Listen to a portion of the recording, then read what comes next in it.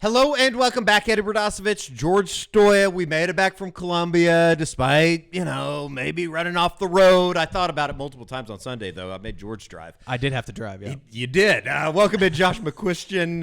It was a ride. We got back late on Saturday night. It was like 4 a.m. I know it was. And you're younger. I need my sleep. We also had to, when we were driving back, because it was a good hour and 45 minutes back to the hotel after the game, and we finished the postgame pod at, 2:30-ish? It was like 1:45, I think, 2 o'clock. Got kicked out of the press box, but ask the SID for hard drugs. Literally, you can hear it on the on the Eskridge Lexus postgame show. I basically had to keep Eddie awake in the car on the drive back. Well, and myself as well. We basically broke down OU's entire football future for the next decade. That podcast would do. There were some very dark thoughts, very Josh. Dark thoughts. Very dark thoughts en route from Columbia back to Kansas City on Saturday night.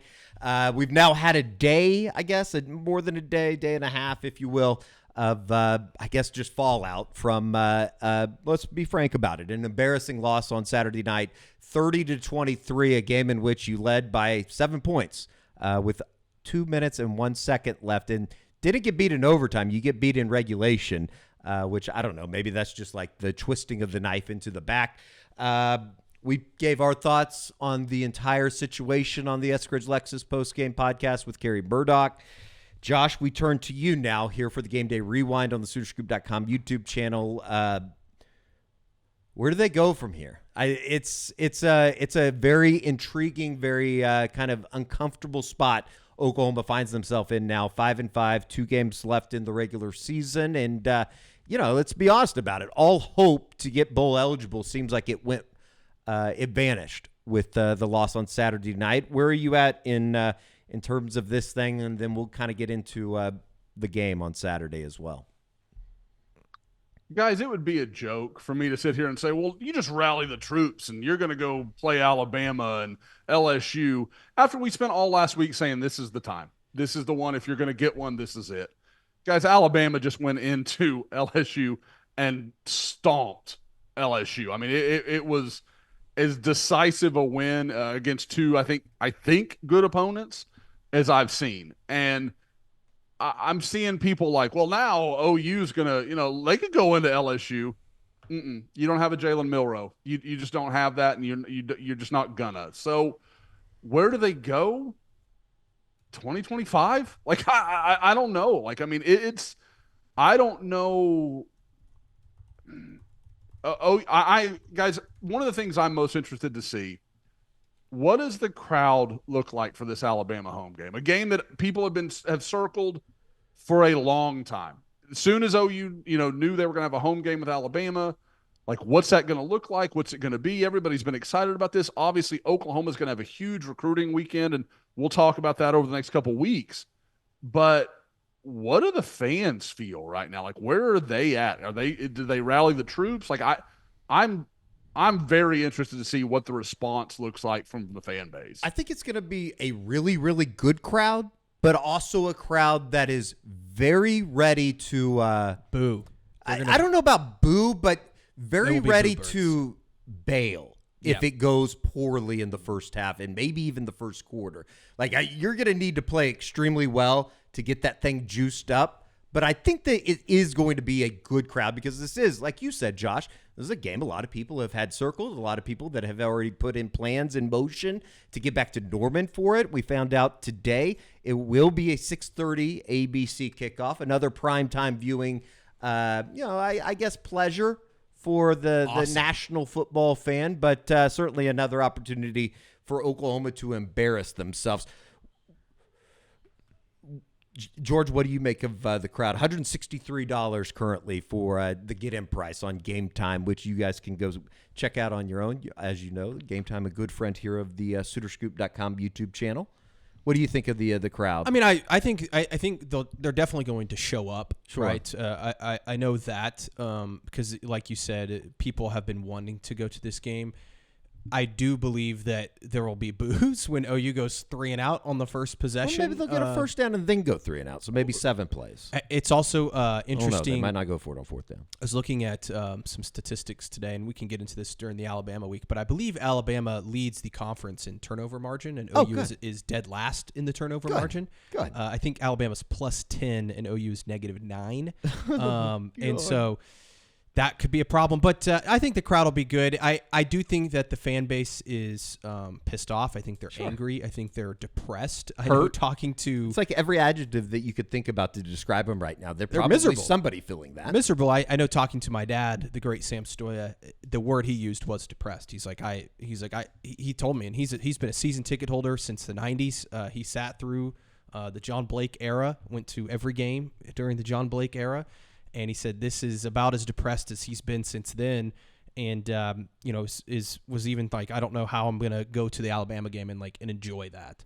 And I think that that's a really tough thing to process for the fan base. And so I think that there's a lot of people that are done with Brent Venables. We'll see. It's going to be really interesting, guys. We can get into the game if you want, Eddie, but next week is a Board of Regents meeting. Sure. Early in the week, and I know there's been a lot of people out there wondering, will Joe Castiglione, will Joe Harris come out and give a vote of confidence and put out a statement, kind of like what Florida did with Billy Napier last week about, hey, he's going to be back next year. We believe in the direction of this thing. I don't anticipate OU doing that this week, but I can promise you, as someone that is going to be at that Board of Regents meeting next week, it's on Wednesday, I will be asking that question to Joe Castiglione, Joe Harris, and the Board of Regents, who, by the way, everybody signed off on hiring Brent Venables. I know there's a lot of people out there that want to blame Joe Castiglione, and rightfully so. He was a big part of that hire of hiring Brent Venables.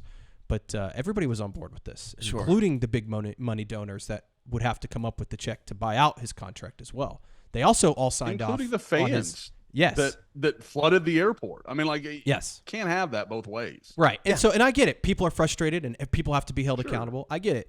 And the contract extension is in hindsight a terrible decision over the summer, right?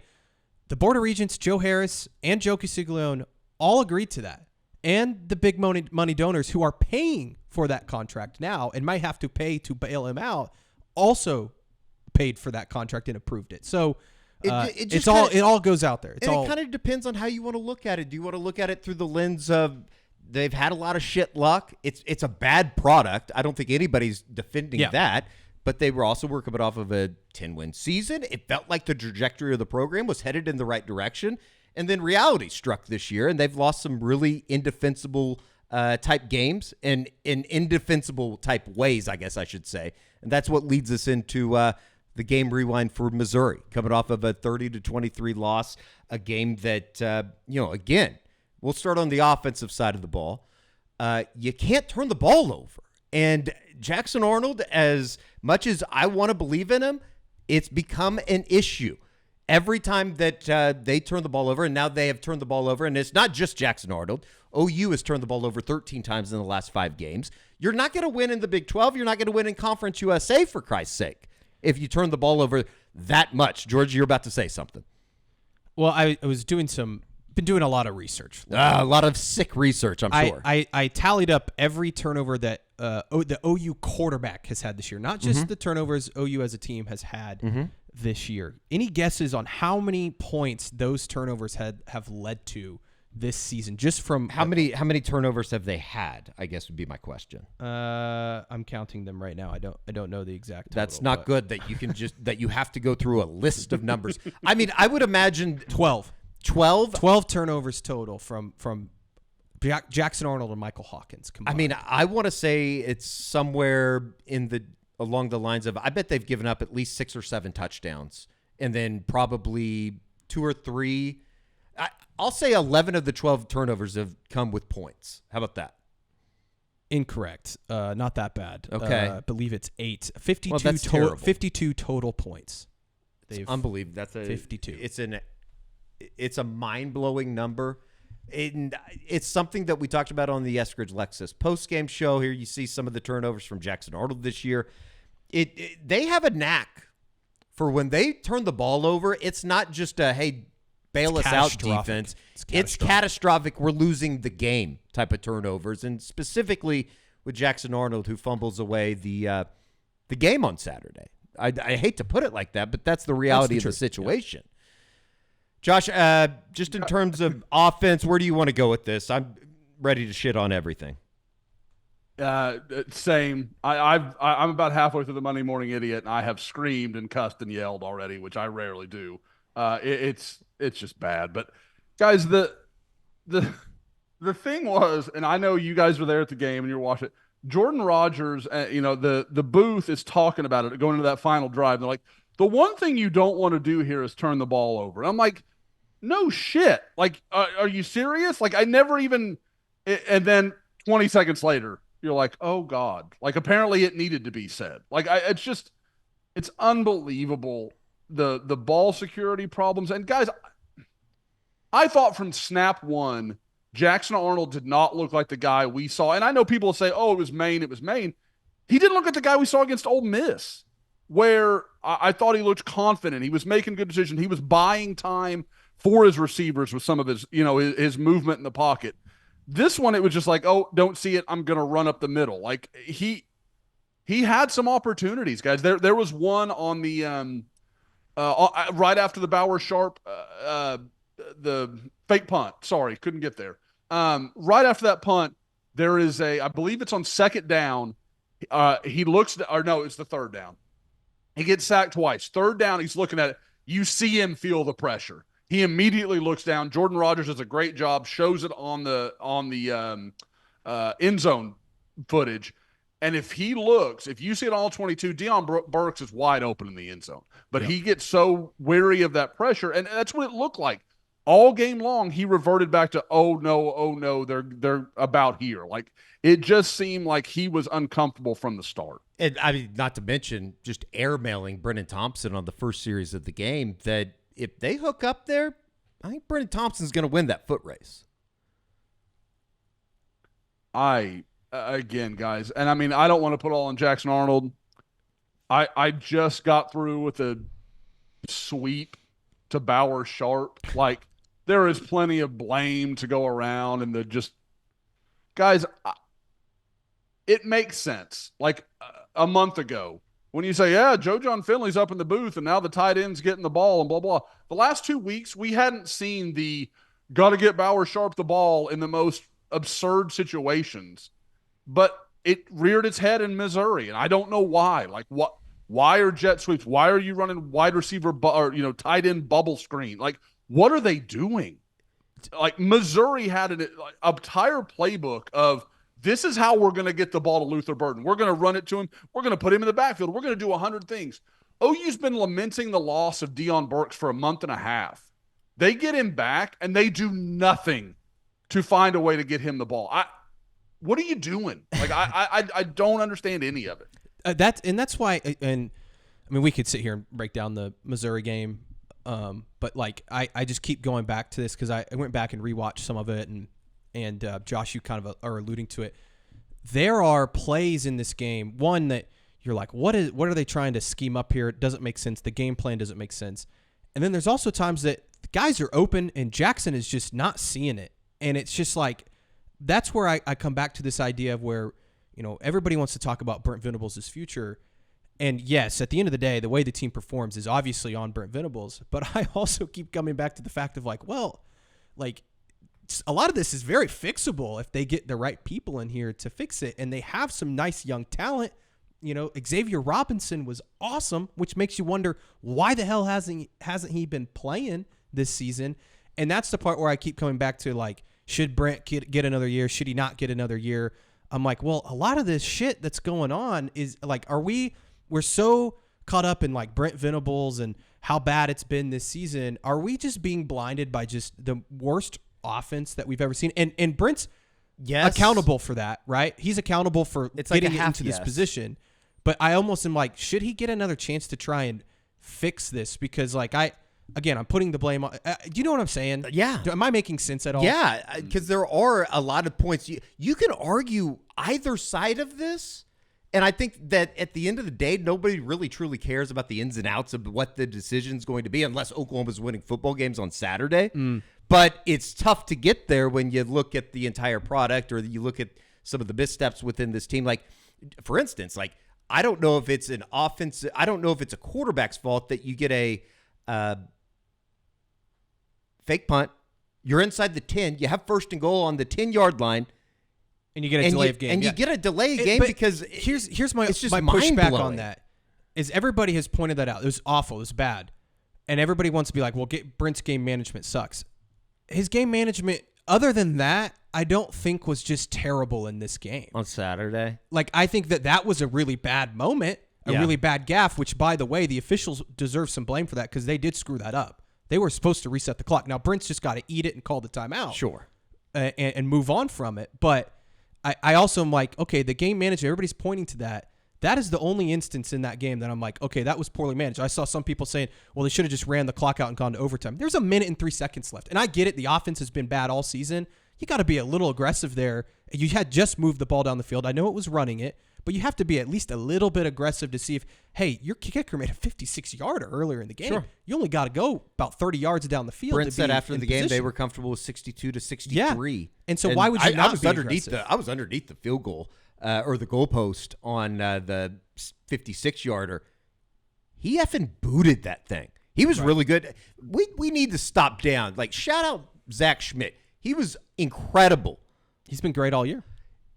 That's a fact. Which makes it another thing, which is like, why was he not the starter at the beginning of the year? That's another thing. Is how did this guy not start the year as the starting place kicker? And again, that's when I go back to does Brent have it or not? Because it's like those type of things that I'm like, how does it? Because I understand, look, you want to give someone else a shot like a Tyler Keltner. Well, everything we had heard. Here's the 56-yarder. Zach Schmidt was the best in fall camp. But how's he not the kicker? And then the same thing with Xavier Robinson. I know it's not his position, obviously. Sure. That's a DeMarco Murray call. But for him to be like the fourth or fifth guy, at running back makes zero sense to me the way that he played on Saturday. Josh, what were you saying? I'm sorry. George, no, I was going to say, to lend into what George is saying, I agree. The delay of game is really the one point where you're like, that can't happen. You've got to be better than that. I thought – and I'll take it. I tweeted out when he started calling timeouts on Missouri's last drive of the first half, I was like, I don't know about this. I think maybe you just want to get off the field. You don't want to give Missouri extra time. Maybe they do something. They cook you. I was wrong. It worked out. Oh, Schmidt hits that monster kick. Like, great. Totally fine. It worked out. I was wrong. I'll own that. At the same time, they're in this position with Xavier Robinson because he played 2 snaps against Texas and Ole Miss. Yep.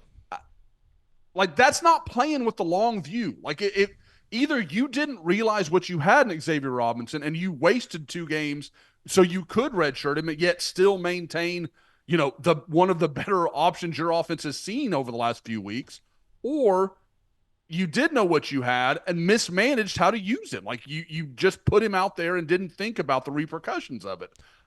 Either way, it's not a good plan. It's not a long view way of thinking things. And I don't realize I'm doing it, but I keep saying it on either the idiot or on Twitter during games. This is the stuff. Like, this is the stuff where you're like, I don't know if as a head coach he manages all the things. And again, it's a ton of stuff. I'm not saying I could do it. I 100% couldn't. I always get that, well, you could do a better job. No, of course I couldn't. I know I couldn't. But at the same time, these are the things that every great head coach has to work his way through. You've got to think through these things. There's a lot of stuff, a lot of moving parts in the game, and I get that that's hard to manage. But if you're going to compete at the level OU expects to compete at, that's the stuff you got to do. And I think one thing that we haven't talked a lot about, and something that I know the administration's thinking about, the donors are thinking about, is we keep talking about next year. Can they fix it for next year? Can it be fixed next year? And I think we all agree. You go out and you make a great offensive coordinator hire. Maybe you get a great portal quarterback. You can win 9 games next year and turn this thing around and feel a lot better. But it's hard for me to see that right now. You don't think so? Yeah. Or no, I do not. I think it's that bad. Just I think a lot of things have to go right. Yeah, like they have to get better, and I want to get Josh your take on Heath Ozida and Logan Howland on Saturday night. But But I feel like it's so bad right now. They're getting ready to go 1-7 in conference play if they lose these final 2 games. Last time OU won just 1 conference game in a season, 1936. Okay, my point though, I understand that. What I'm saying is I think people can convince themselves that okay, they'll figure it out next year. And whether you believe that or not, sure. I'm not saying that. My question is, which I think what you guys are thinking about is, okay, let's say they do that next year. Can you do it again in 26, in 27, 28? Do you believe in Brent Venables to sustain success over a long period of time? Right. Not just next year. Because I think we all think, okay, defense comes back, they could be really good. Maybe you get better on offense and you win 8, 9, 10 games. It would be incredible turnaround. Sure, you could buy yourself into that, right? But do you buy into it that they're going to do it again for the next 3, 4, 5 years? I don't know. Well, that's and where I'm at. I think that like the big question mark here is how much has this whole season been derailed by truly one of the worst offenses this program has put on the field in my lifetime? And is that going to cost Brent his job? I don't know. And I don't know if I can sit here and say that I feel like he's necessarily the guy that should be making the hire at offense coordinator either. Like, I get where people are coming from when you're saying just fire everybody and start anew. I think there's a flip side, and it's probably an entire different show that we would have to do in terms of making the move now, or do you try to bring people back and try to save face for whatever this recruiting class is? Because there are a number of players, as we talked about on the game day or on the recruiting report this week with a Michael Fasusi or Ryan Foje, guys that it feels like if you're going to get out of this hole that you're in offensively, you have to get to campus. Like it's a big decision, obviously, going into it. Josh, what do you let's just assume Brent's back next year. What do you do at quarterback? That's kind of where that's a big question for me. 100%. I don't know, guys. I mean, that there was a point probably after the main game where I thought, okay, maybe Jackson can be the guy you build around. Maybe you can't take that risk. Like with what we saw against Missouri, there's no way you can say we're not going into the portal and finding somebody, because even if you like Jackson, we want this to be you. We want you to be the guy. We're going to bring in a new coordinator. We're going to, he's going to take you on the right track. Like, we believe that you can still be the guy we always thought you could be. Okay, great. Like, that's fine. But you've got to have someone who is not a Casey Thompson that, with all the things that we've seen, they're still not ready to say, yeah, we're going to give Casey Thompson a shot this week in practice. They're still not at that place. So it's got to be a real guy. It's got to be. And, whether it's a guy, obviously we've talked a lot about Joe Craddock at Tulane. If he was to bring Darian Mensah with him, like, does Jackson even stay in that situation? Like, I would understand if he thought, okay, this is all a foregone conclusion. This guy's going to be his quarterback. Like, I would understand that, but there's no way you can rest at quarterback with Sperry. Even if Arnold comes back and Hawkins comes back and you have Kevin Sperry coming in, there's no way that can be all of your quarterback room. It just, there's too much to say. Because, guys, this is what I run into when we talk about what Brent Venables is going to do with offensive coordinator and can he sustain all of this and what do the players think about. The players obviously believed coming into this year, like, this is going to be good and this is going to go well and all these things. It's really tough to push that ball back up the hill again next year and say, with, the same head coach, the same guy in charge, we believe that it's all going to work now. With a coaching staff we don't really know, who didn't recruit us, whose vision isn't what we bought into when we came here, but now we're going to try and do this all over again. I just wonder, like, is there always a doubt in your mind, and can you operate like that? As players, can you get over that hump of, let's hope that, the shoe doesn't fall again?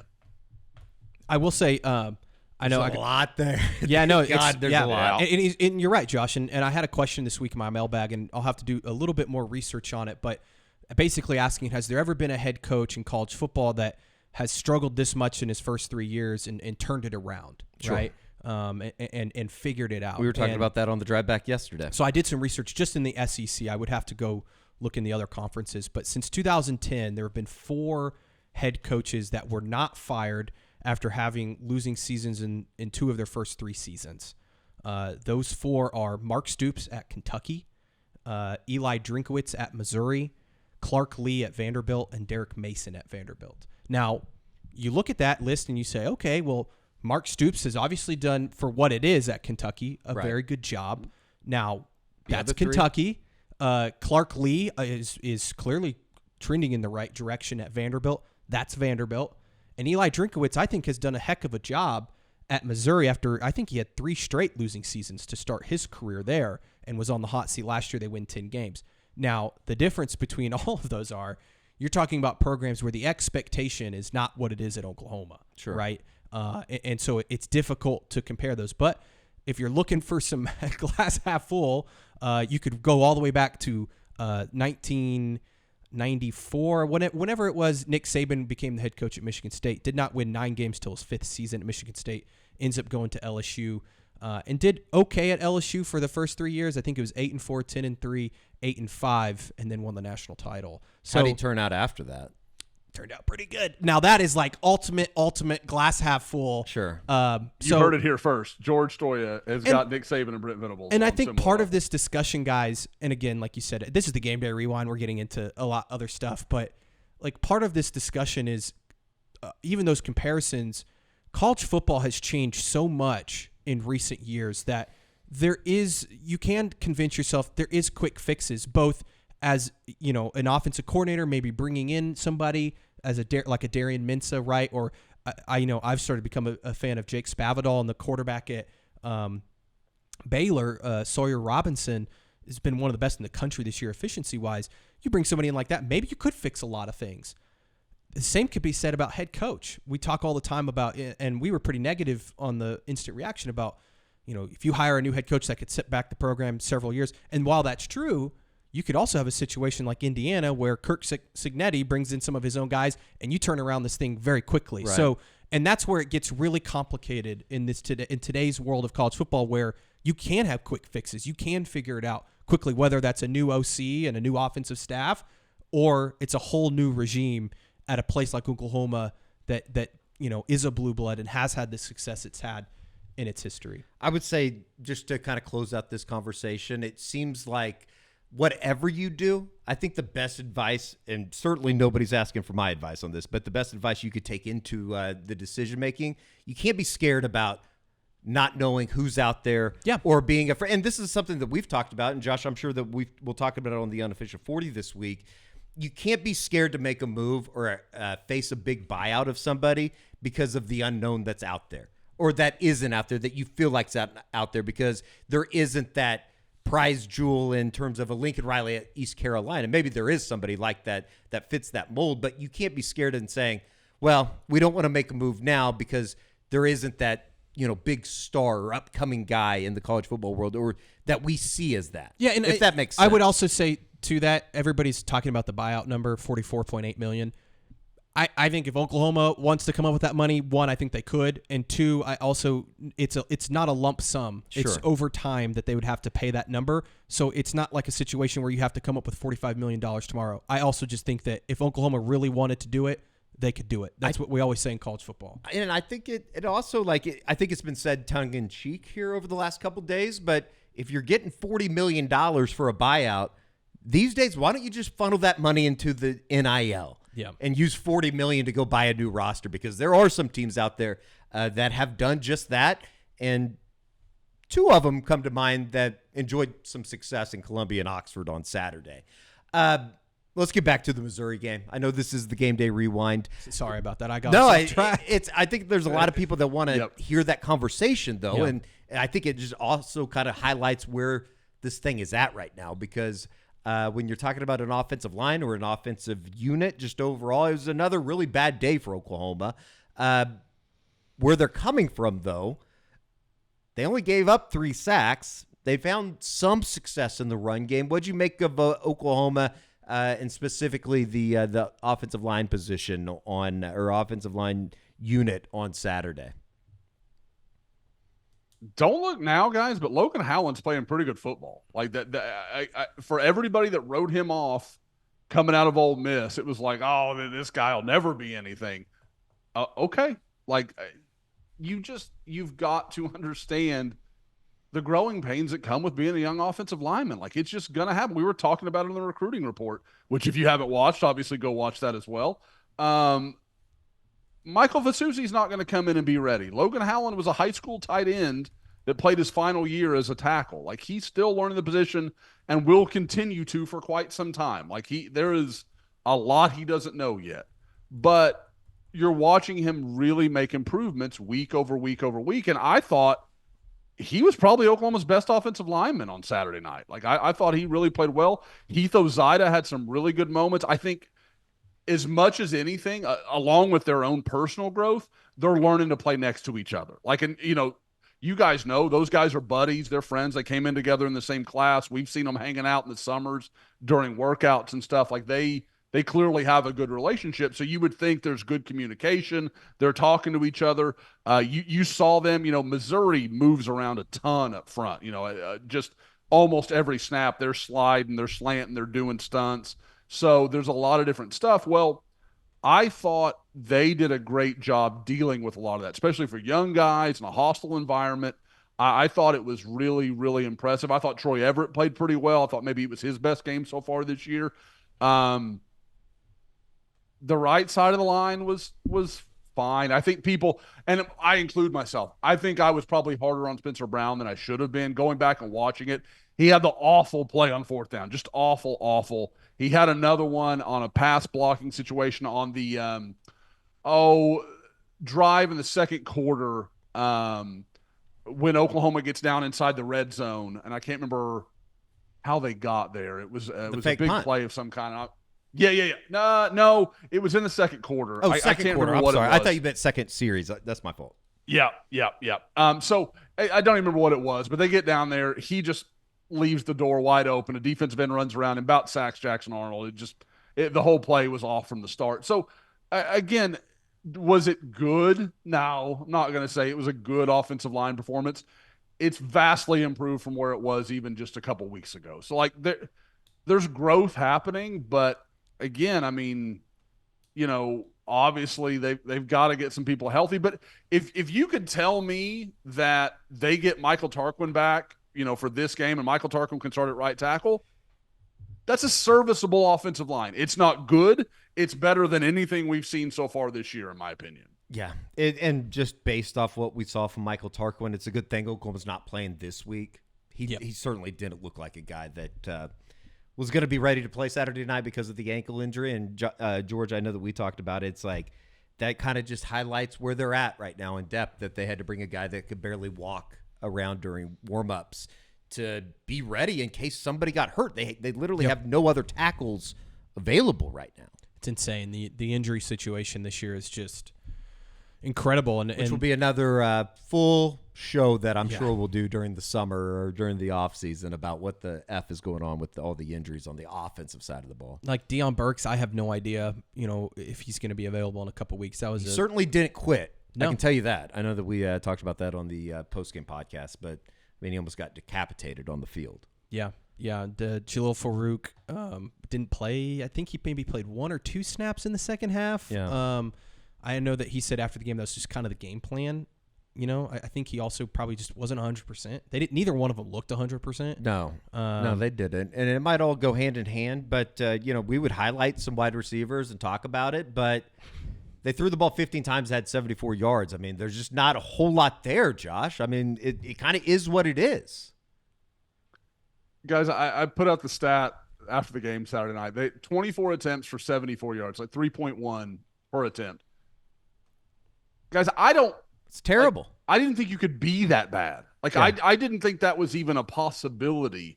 And the thing I use for the reference, because it's my reference point for every just historically bad offensive performance we've seen, is that 2022 Texas game when Davis Bevel and Braden Willis were leading Oklahoma from the quarterback position.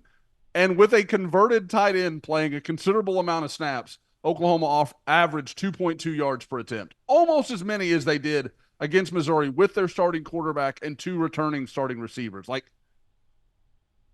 you can't play football like this, guys. Because everything they do on offense is quick slants, curls. Like there's never any ability to get somebody working in space.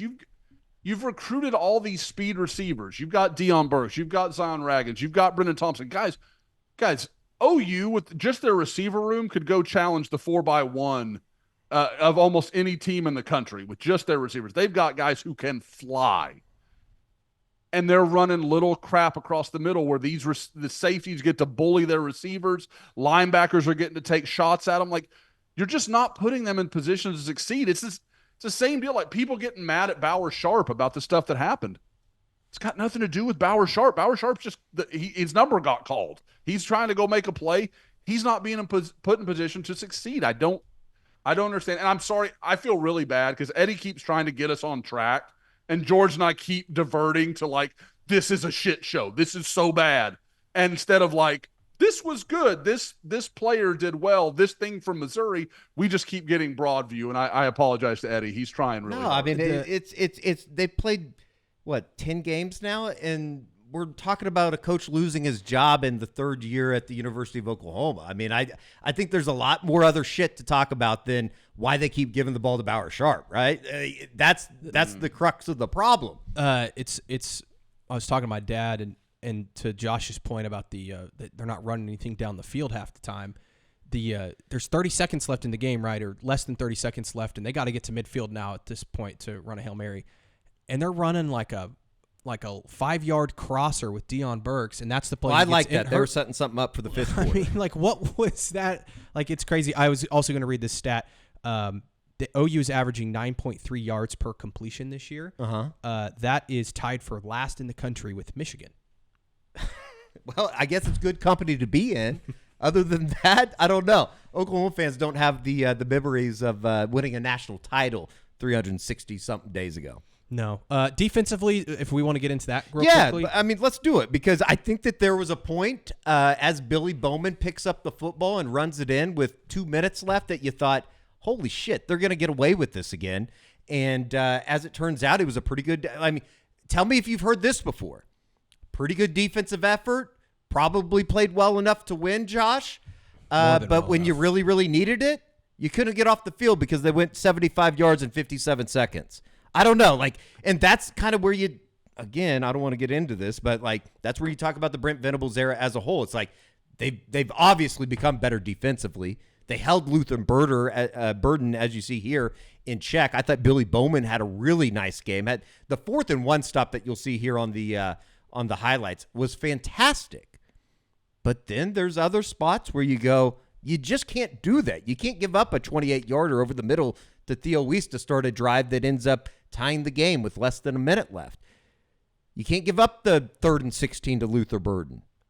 I mean, I don't know. Josh, what did you think of the defensive performance? Well, I'm glad you highlighted Billy Bowman. I thought Billy Bowman was outstanding. Like, I don't know if he needed the challenge because, guys, they left him isolated on Luther Burden a lot, and he did the job. Like, the play that doesn't get mentioned is the breakup in the end zone when it looked like Luther Burden was going to make a play, and Billy broke up that pass. Like, that was he was all over the place, and this play right here. Great job by Eli Bowen to force Burden deep on that and make him kind of bounce out. So, yeah, I mean, you can see him. He doesn't make the play, but he forces Burden to go 3-4 yards deeper, and it makes all the difference in the world to Billy Bowman being able to get out and stop Burden before he can get there. And, Bowman gets his money's worth. This is a lick. And, guys, at that point, like, in this game and everything that happened, you're just like, OU's going to do this. Like, they're going to figure this out. They're going to get this done. Missouri's offense can't get anything going. They just looked in complete control. But that one drive, they needed to come up with one drive to stop Missouri, and they couldn't do it. And again, like, I'm not putting it on the defense. The offense was terrible. We all know it. Like, I'm not trying to pretend. But at some point, if you're going to, like, you're that invested and you're the backbone of the defense or the backbone of the entire team, you got to find a way to make that happen. And I know Jacoby Johnson falls. Everybody's looking to blame somebody. Jacoby Johnson just fell. Yeah. If he doesn't fall, guys, he might pick that off. He's in good position. If he doesn't fall, Drew Pine makes I think. If he doesn't fall, I'm fairly positive they're going to win the football game. I thought this was one of the big turning points in the game as well. You go from 3rd and goal from the 13, and then Theo Weiss runs into the end zone. It just there's a number of plays when you're as bad as they are offensively that you almost got to be perfect. I know that we're back here to this conversation. I feel bad for the guys on defense. I understand Danny Stutzman has 19 tackles on Saturday, and we talked about it on the postgame podcast. He was dejected after the game, George. Yeah, and I feel bad for those guys because, look, they have to be perfect to win, and it's unfair to them because this is the best defense Oklahoma's had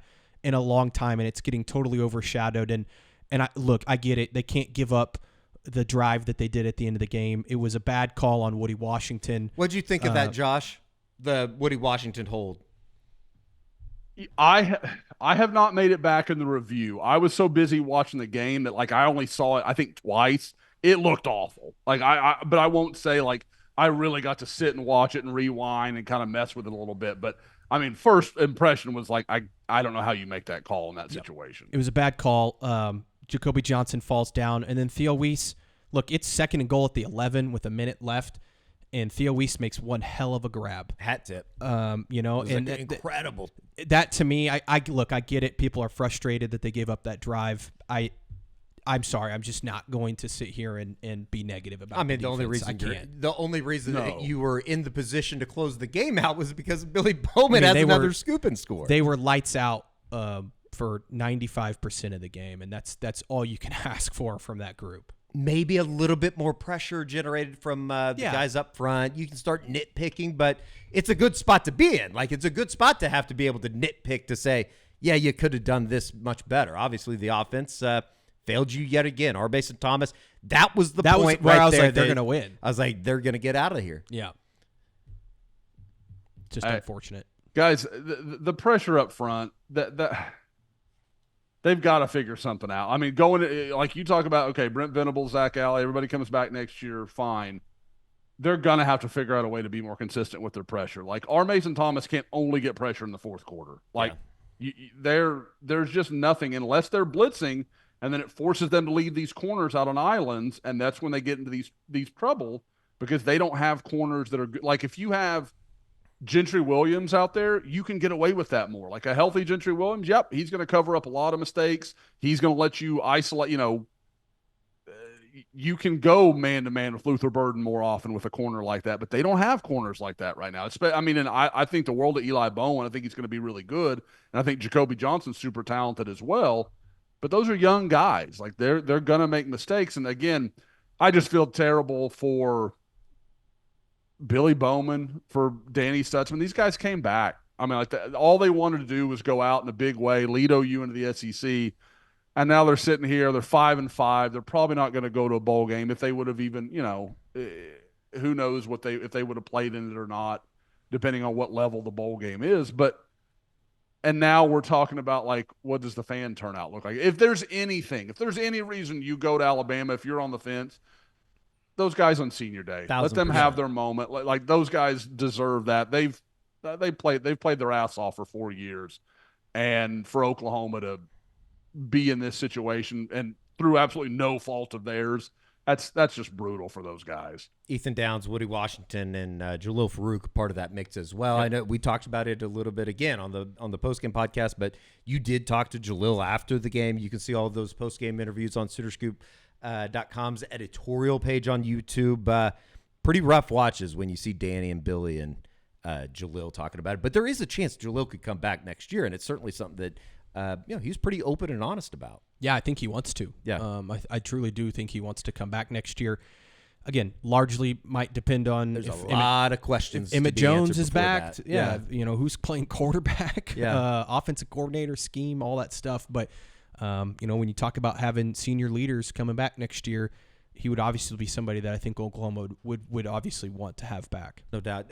Real quick before we get out of here, Josh, did you have a problem after Missouri ties the game 23-23? I guess hindsight's always going to be 20/20 on this, but should they have just kneeled it out? Maybe you take it to overtime. They had 2 timeouts. I know. They had 2 timeouts. I know. It's just one of those things that comes up. I know. I agree with trying to go for it and get out of there with a win because just the way that the momentum had turned with Missouri tying the game, I don't know. We might disagree on this. I don't know if they can win in overtime because I don't think you have an offense that can execute and then maybe just get into a 2-point conversion battle. I really don't know. Yeah. I don't know.